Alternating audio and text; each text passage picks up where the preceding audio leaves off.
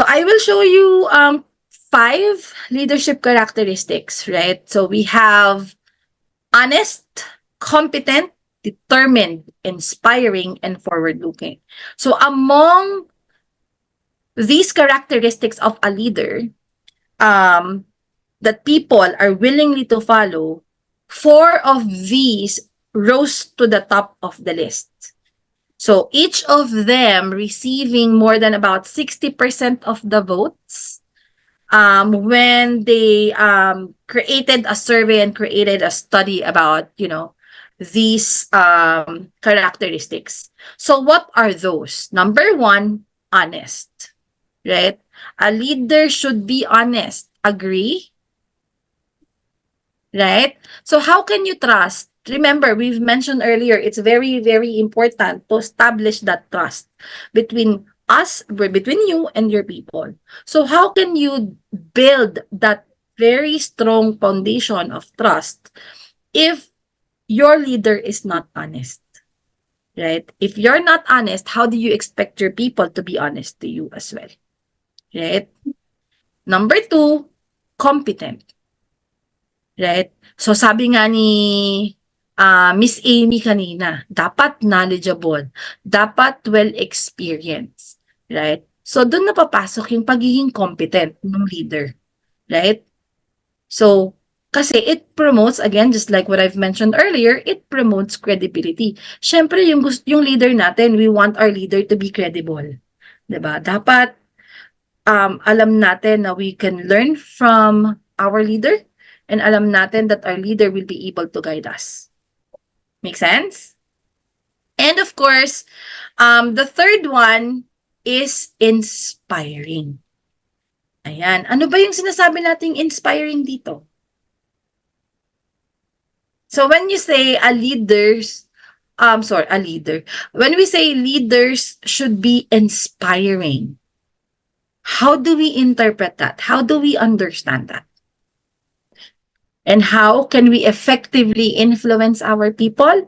How can we inspire them to be better or to be good at what they do? By being by being a role model, right? So we want to be a role model to our employee, to our people.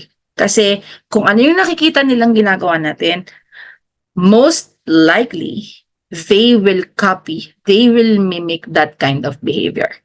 Okay, so that's okay if you don't want to give more information about how can we become an inspiring leader. But then again, just like what I've mentioned, and just like what you guys have shared earlier, it's very important that we keep that open communication, right? We want our people to be comfortable when they interact with you or when they reach out to you.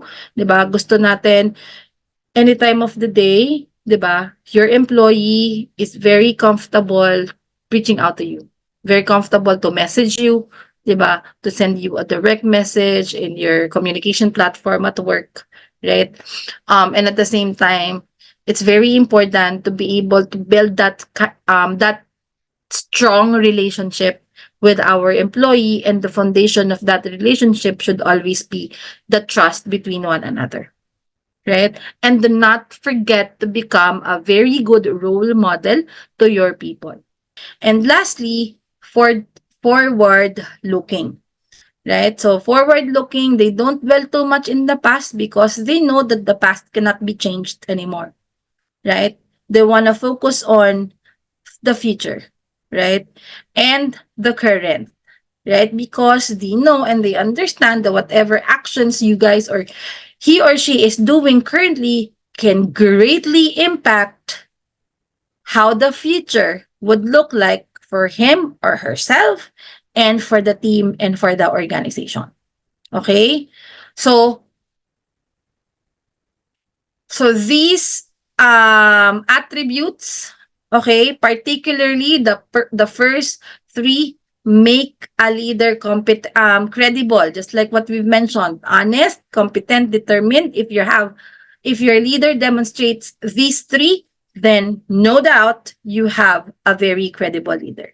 So if you want to become a credible leader yourself, you should start being honest. You should be very competent and you should be very determined so that your people can start to see that, right?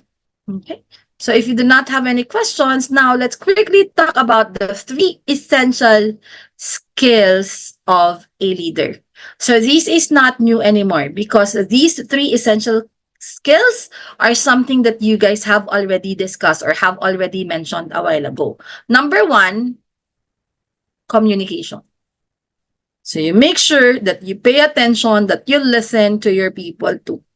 Because our people always want to be heard. And you listen intentionally. Right? Hindi yung pwedeng tinanong mo lang siya just for the sake of having that conversation. Wala lang. Para lang masabing nag-usap kami.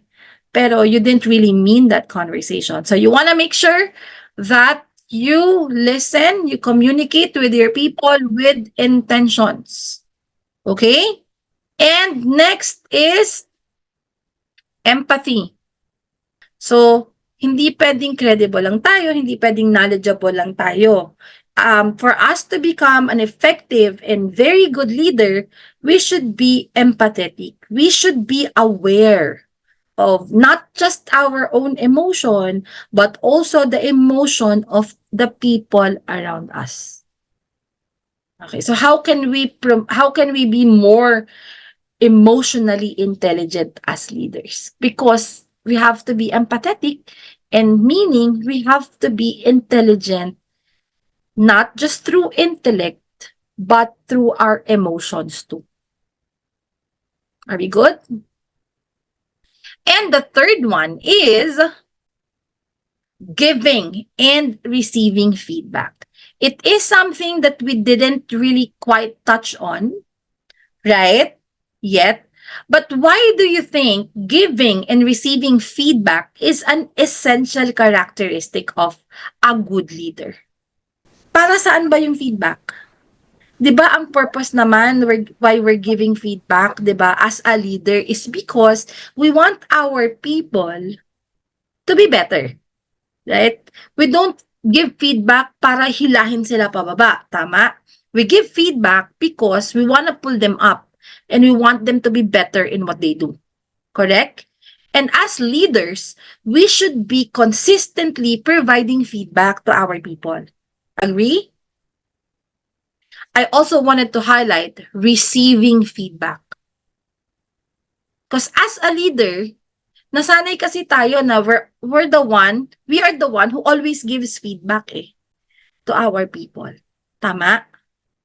But how often do you receive feedback from your people?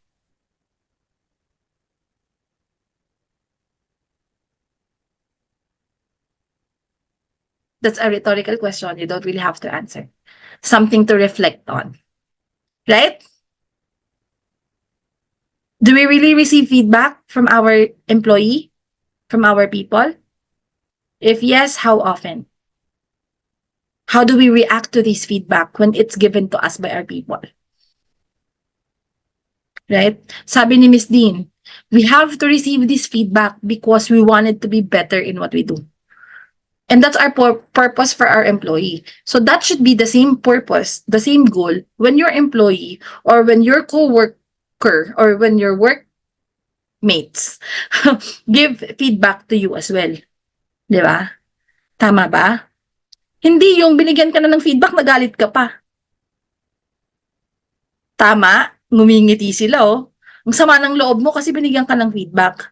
'Di ba? So you have to start, if you react that way to this feedback being given to you by other people, I would say it's time to start changing your mindset. Because feedback, sabi nga nila, feedback is a gift. And your workmates will not even waste their time giving you feedback if they do not care about you. If they want to just pull you down, I'm not gonna give you that feedback anymore. Right? Kasi gusto lang kitang hilahin pababa. So if you wanted to be better, then encourage the people around you to give you feedback. Right? If you're not getting feedback from your teammates, from your co-managers, or even especially from your manager or from your boss, then demand one.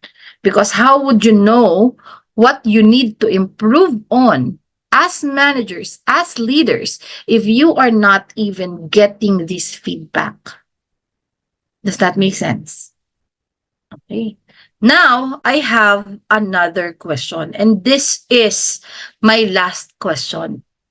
So, what do you think is a key trait that leaders should have?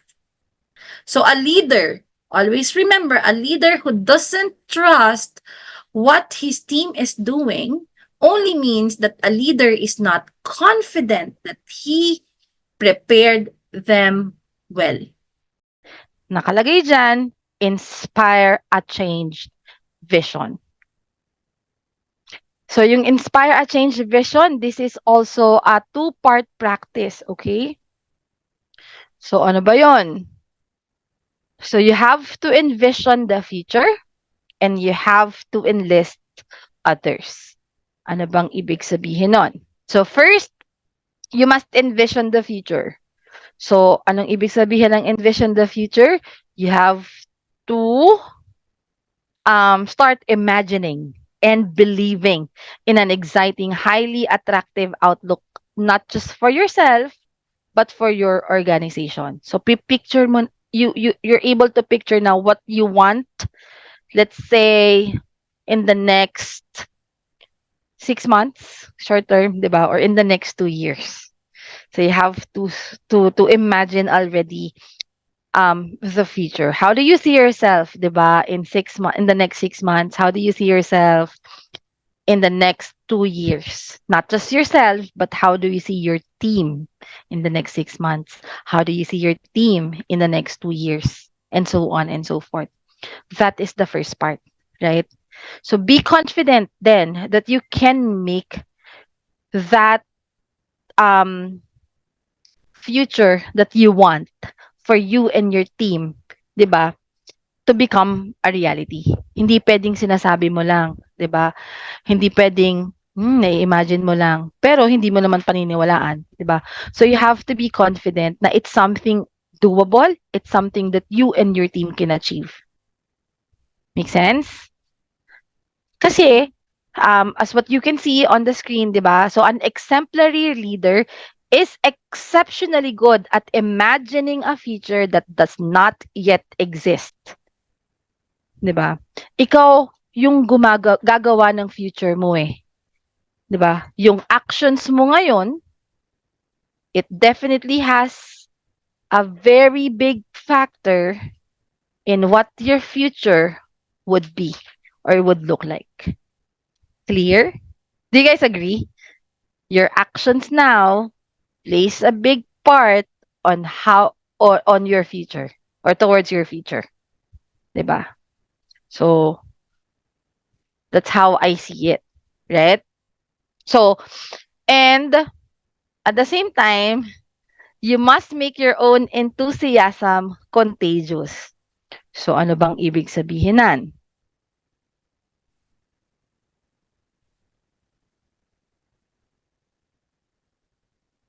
Ano yung sabihin ng you must make your own enthusiasm contagious? So, di ba, yung second part natin, enlist others. Di ba? Yung first part natin, imagine, ano ba yung future natin? And make sure na whatever it is that we're doing now, di ba, is related dun sa nakikita natin, napipicture natin for ourselves and for the team in the future. Right? So, yung part 2 natin is enlist others. Di ba? So, ano bang ibig sabihin ng enlisting others? Di ba? So, you have to make sure na um,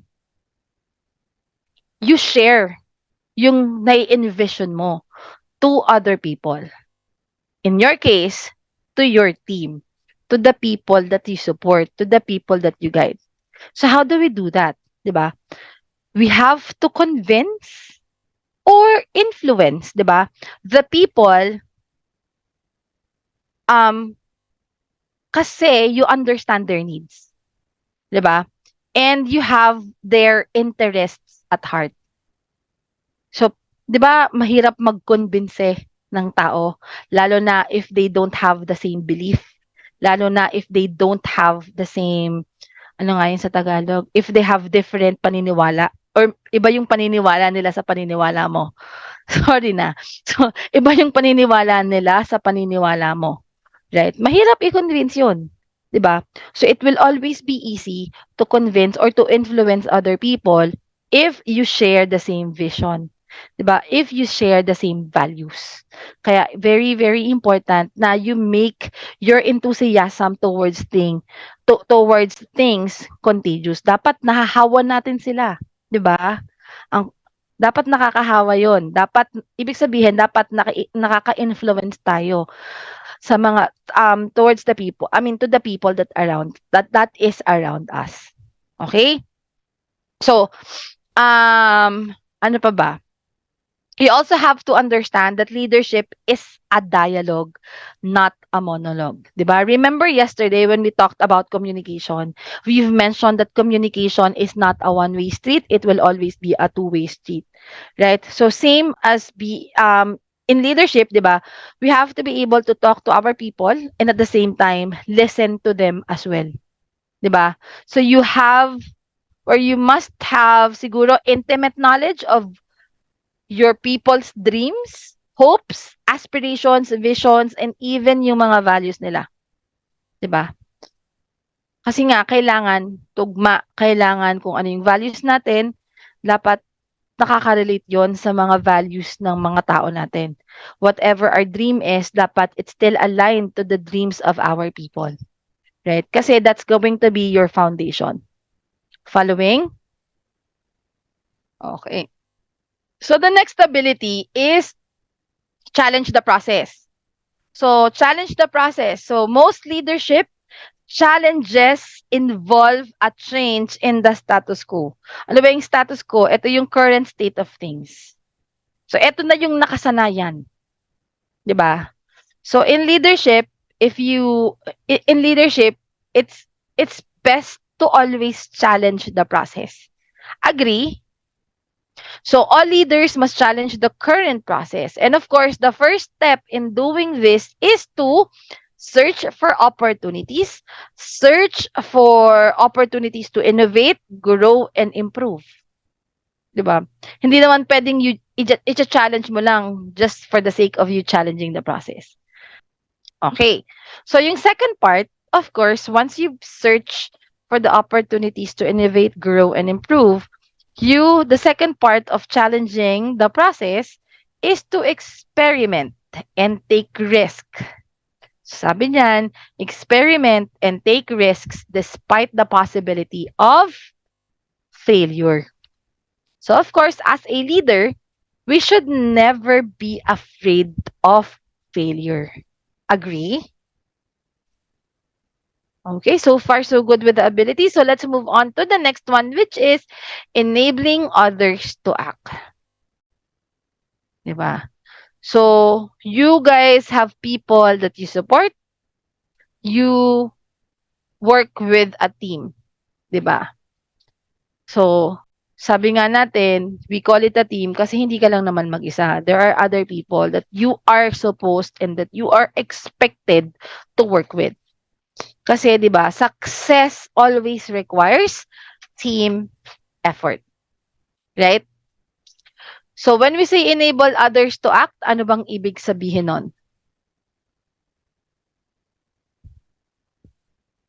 So pag sinabi nating enable others to act, it requires group collaboration and of course individual accountability. Hindi pwedeng kapag nagkamali, okay lang 'yan. Right? 'Di ba? Okay lang 'yan. We learn from it and all. Pero paano kung paulit-ulit yung pagkakamali nila? Right? So that's why we have to make sure that each member of the team will have that sense of accountability pa rin. 'Di ba?